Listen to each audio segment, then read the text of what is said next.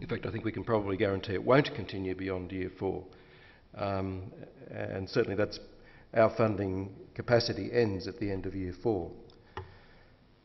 So there can be some negotiation around those elements of the schedule and the conditions we might put on the grant as a result of the Research Advisory Board's advice on how the grant should be funded. But I just want to emphasise again that that first part of the contract is not negotiable, and we will not negotiate with institutions about that first part of the contract.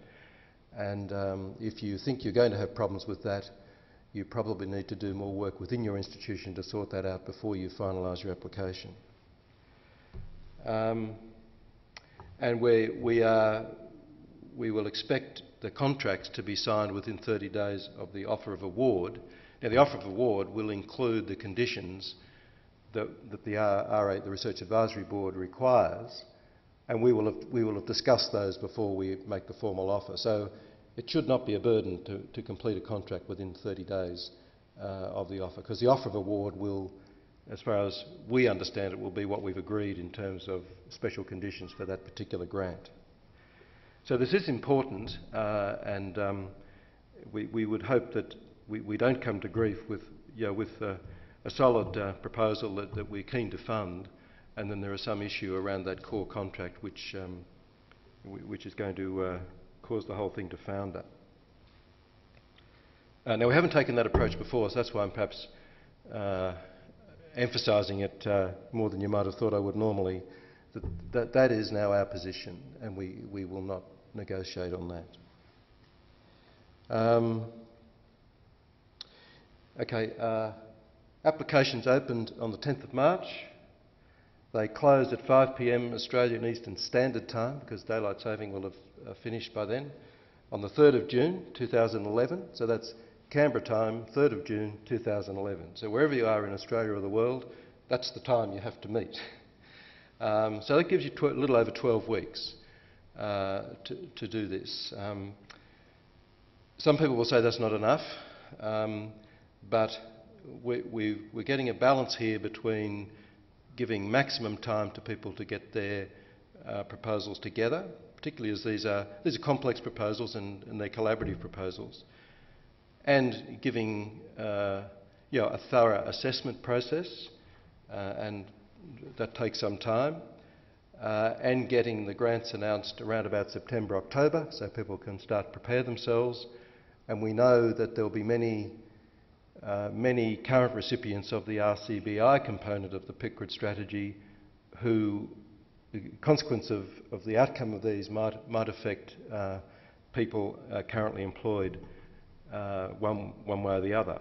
Either they'll be able to continue employment, or they will not be able to continue employment. So we are anxious to get these grants announced as early as we can. So we think that balance of 12 weeks up front and then announcements sometime, hopefully by early October, gives the best balance we can do. And then the funding will commence January 2012. Now that's important as well, because, as I said, we only have 4 years of funding. We cannot extend this funding beyond 4 years, because contractually the department's money must be expended within that period of time and can't be carried forward beyond the 4 years. There's some capacity within the 4 years, but once we get to whatever it is, 31 December 2015, that's it, game over. So it is important that that the CREs get up and running as quickly as possible. The process we have, so they come to us in electronic copy and hard copy by 5 p.m. on that date, and all that information is in the package on our website, and I think in the document we've given out. No, not that one. No, but it's on the information for applicants on the website. The process we have is the APHCRI's takes the advice of a Research Advisory Board, which is appointed through a process between the ANU and the Department of Health and Ageing. The membership of that board is actually on the website. The Research Advisory Board appoints an expert review committee for each round of funding, And the Expert Review Committee for the Centre of Research Excellence will include 2 non-conflicted members of the RAB, 2 non-conflicted Australian experts who are not members of the RAB, and 2 international non-conflicted experts. And that's not easy to achieve.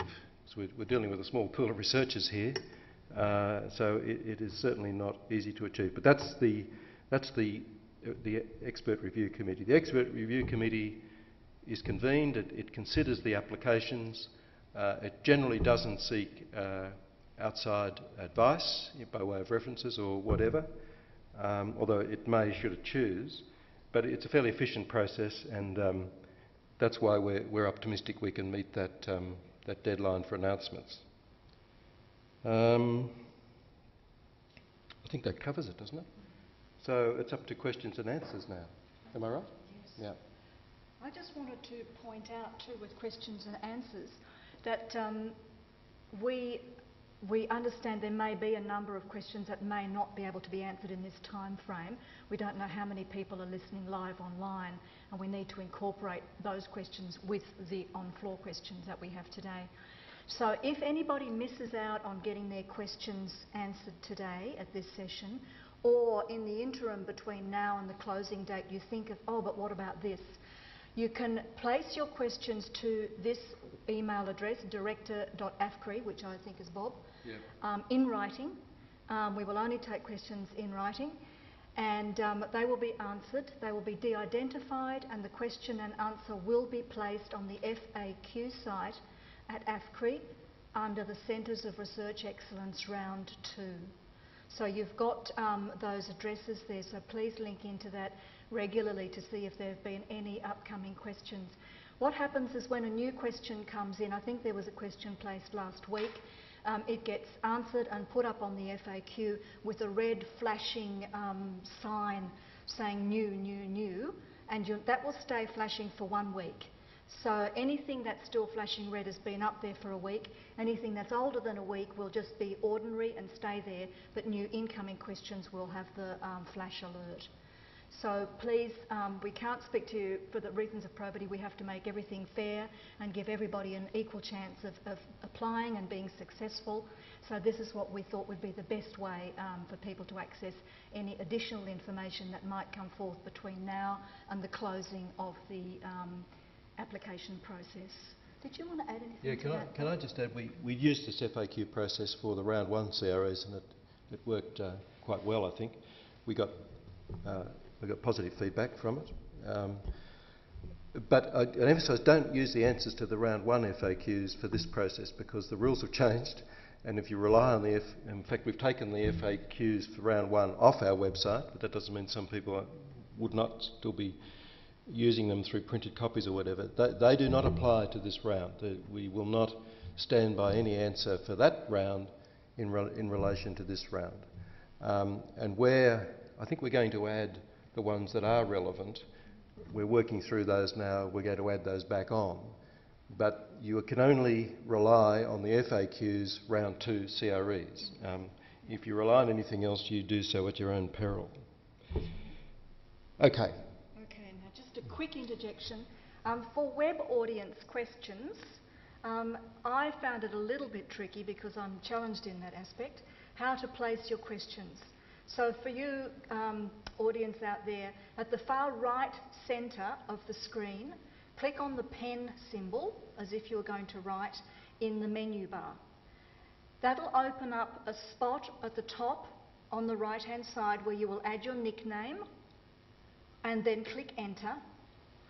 And then when it opens up, you'll see a large white box and also a text line. So type your text into the text line, and when you finish typing your text, click on say.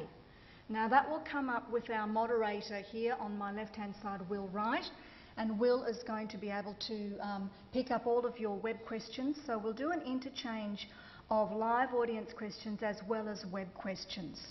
I've got 2 roving mics. Laura, are you still happy to do a roving mic? And Loran? Okay, all right. Now, for the roving mic, I'm not going to let Laura let go of the mic. She's going to hold on to the mic the whole time. Because we're webcasting, we need to maximise the clarity of our audio, and that's the best way to do that is for her to just grab onto the mic and hold it between 4 to 6 inches away from you. So even if you move, she's going to follow you within 4 to 6 inches.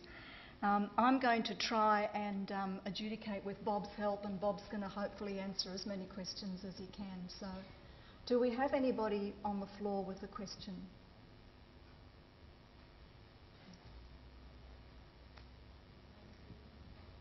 I was just wondering if geographical spread across Australia was important in terms of the collaborating institutions? You can collaborate with any institutions across Australia or internationally. Does it matter if all your collaborators are in the same state, for example? No, it doesn't. The only requirement that we have is that at least one of your collaborators has not previously received substantial APHCRI funding. Okay?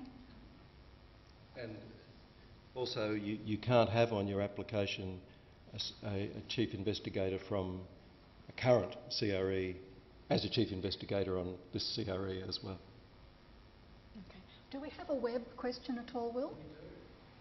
We've got a question from Fran. When will the membership of the expert review committee be